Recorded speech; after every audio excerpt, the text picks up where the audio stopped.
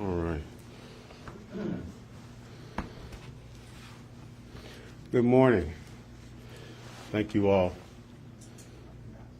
Oh, my apologies, everyone. Take my mask off. Good morning, and thank you all for being here. I'm Captain Will Watson, Sector Commander, Coast Guard Sector New Orleans. First, I will provide an operational picture of our current response efforts and our anticipated future actions. Yesterday, at about 4:28 p.m., the Coast Guard received a distress message from a Good Samaritan regarding a capsized 129-foot lift vessel named the Seacorp Power, approximately 7 nautical miles south of Port Fourchon, Louisiana. Seacorp confirmed that the Seacorp Power departed Port Fourchon at about 1:30 p.m. on yesterday, en route to Main Pass, which is about 25 nautical miles east, with a crew of 19 individuals. At the time of the incident, on-scene weather conditions were challenging. 80 to 90 miles per hour were the winds, 7 to 9 foot seas, and extremely limited visibility. Fortunately, even with adverse weather conditions, our crews were able to get on scene and respond within about 30 minutes. Our current assets deployed on scene include one 45-foot response boat, one H-65 helicopter from Air Station New Orleans, one 144-foot fixed-wing plane from our training center in Mobile, and one 87-foot Coast Guard cutter, the Amberjack. And also, I want to say that Port Fourchon Parish, they have a boat engaged as well. And I want to just stop and say from the prepared remarks, over the course of this morning, we've been getting so many calls from folks in the maritime industry that want to get involved, and it's been tremendous, both on the surface assets as well as air assets that are wanting to get involved with the effort, and we are actively coordinating with those folks. So I want to say thank you to those folks personally. Current on-scene weather conditions are about 8 to 10 foot seas, 4 nautical miles of visibility, and about 20 to 30 mile per hour winds. There's a small craft advisory through the evening, and we anticipate thunderstorms this afternoon. Personnel accountability and safety of life is our top priority. We are saturating the area with available resources to assist in the rescue mission, and we will continue to do so. As of now, we have rescued 6 survivors who were safely transferred ashore. Unfortunately, we recovered 1 individual on the surface of the water, deceased, and the search effort continues for the remaining 12. My heart and the collective heart of our team goes out to the families and to Seacorp, but we're giving it all we have. The vessel itself remains overturned on its starboard side, partially submerged and grounded in approximately 55 feet of water. There has been minimal environmental impact to this point, and we are coordinating with state and parish entities to reduce any potential impact. Seacorp is coordinating with the families, with the next of kin communications, and family reunification efforts. So at this time, I'll take any questions that you might have. Yes? Yes, Captain, if you could go over a little bit for us, if you know, what was the Seacorp doing when it left Port Fourchon? Where was it going? What role was it going to perform? And why was it necessary for this boat to go out in such treacherous conditions? So let me answer by saying this. All of those things remain under investigation. We're trying to figure this out as we go. We're talking to survivors, we're talking to the company, And so we're focused on the search and rescue effort more than anything right now, but those details will come out in the days and weeks ahead as we learn more about what went on. But that information generally remains under investigation as we figure out what went on here. So I don't want to speculate as to what may have happened until we learn with more fidelity what actually You know where it was headed, what company it was headed, working for, anything like that? So Secor, the vessel is a Secor vessel. They were headed to Main Pass. We don't, at this time, know exactly the mission they were on. Our focus was that the vessel has capsized, and we're trying to find the folks that remain unaccounted for. Those details, though, we'll get them to you as we learn them in the days ahead. Great, thank you, Captain. I have a question back here. Please state your name and affiliation, please. Sure. Yes. Justin Michaels with the Weather Channel. Yes. As far as the weather, I mean, it seems pretty apparent that that was certainly a factor in this. Can you go into any extent as far as detail related to the weather conditions at the time, what exactly the boat was going through, anything specific there? I will tell you, as I mentioned a little earlier, that what we know of the weather conditions at the time is that we had 80 to 90 mile per hour winds. Now, consider that challenging. 80 to 90 mile per hour winds and 7 to 9 foot seas. That's challenging under any circumstance. And so we don't know the degree to which that contributed to what happened, but we do know those are challenging conditions to be out in the maritime environment, is what we can say with fidelity. Mm-hmm. Okay, and say your name and affiliation. Yeah. Kevin McGill, Associated Press. Morning.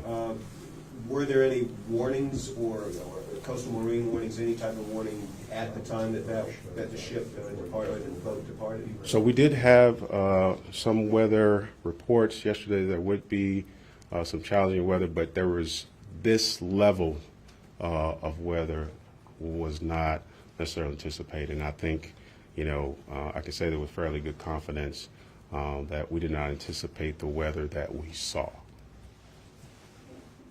Was the ballast full? What was their cargo? And were the legs down or in motion? So again,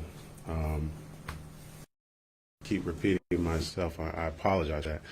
But those are details that are part of our ongoing investigation. And we will get you that information as it becomes available. But I don't want to move into that realm right now. Our investigators have engaged, and they are talking to folks on scene, to the company, and we're learning as we go. I will tell you the information that we're getting has informed the search effort, but I don't have those specific details that I'd want to divulge given the ongoing investigation right now.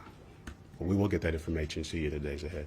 All right, please state your name and affiliation. Natasha Robin, WVUE Fox 8. Yes. Can you just explain what a lift boat is for people in the public who really do not understand what this vessel is? Sure. I'll do my best. In fact, I brought one of my senior experts who does this for a living, one of our senior marine inspectors who understands these types of vessels through and through. But I'll give you just a basic picture of it, and I'm going to ask Todd Michelle, one of our senior inspectors, to give you a little more detailed information. But if you can imagine a vessel almost like a platform, maybe with a crane or two on it, and has legs that can be jacked down towards the sea floor.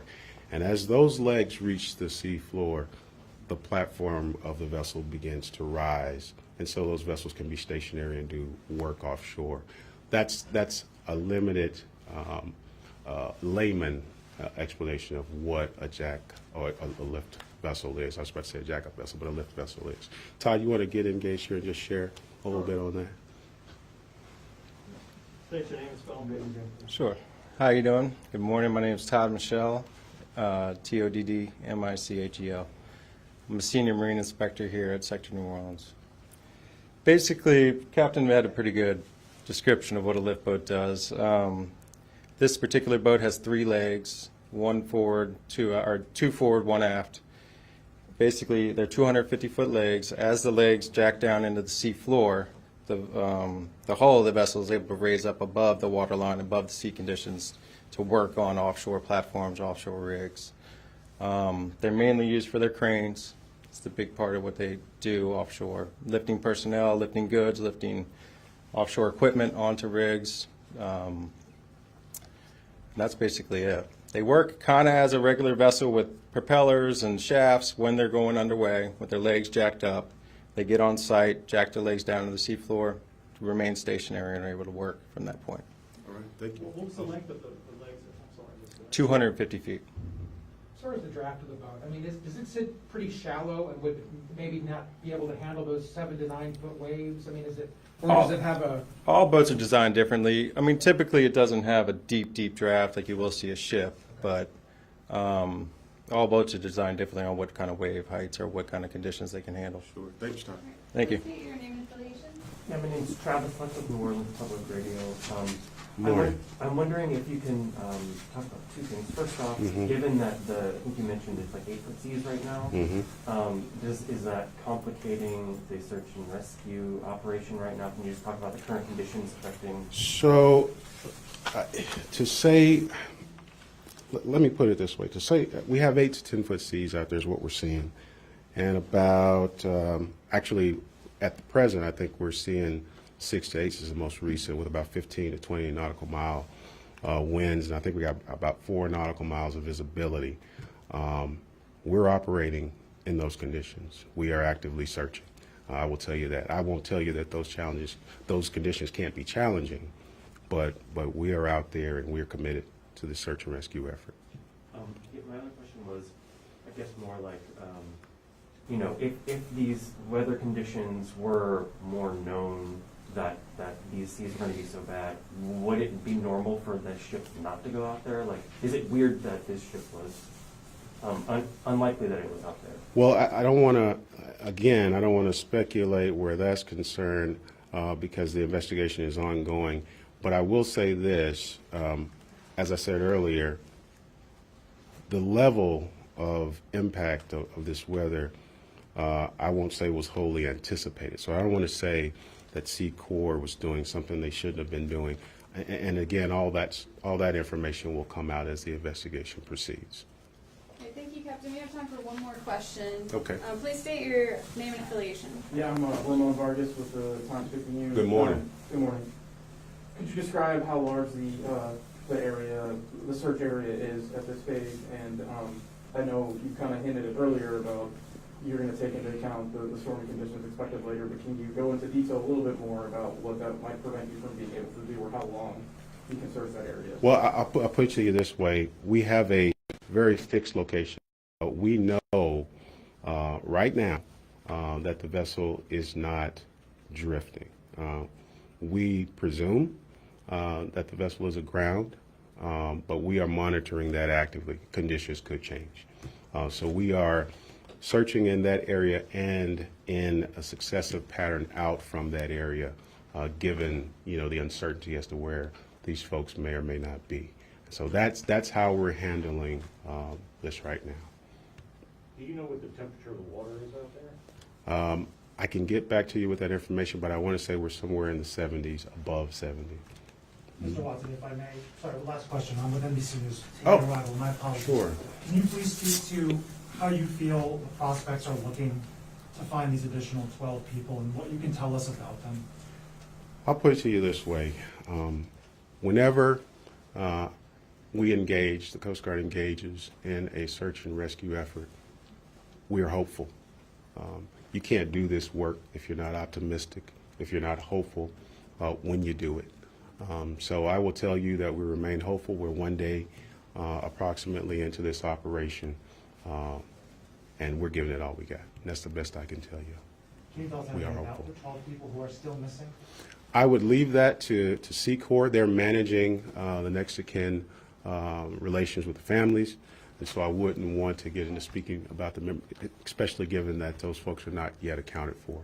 I wouldn't want to do that to the families. So thank you all for your time. All right, thank you, Captain. Okay. I'll take your motion here. Thank you. You guys have a good day.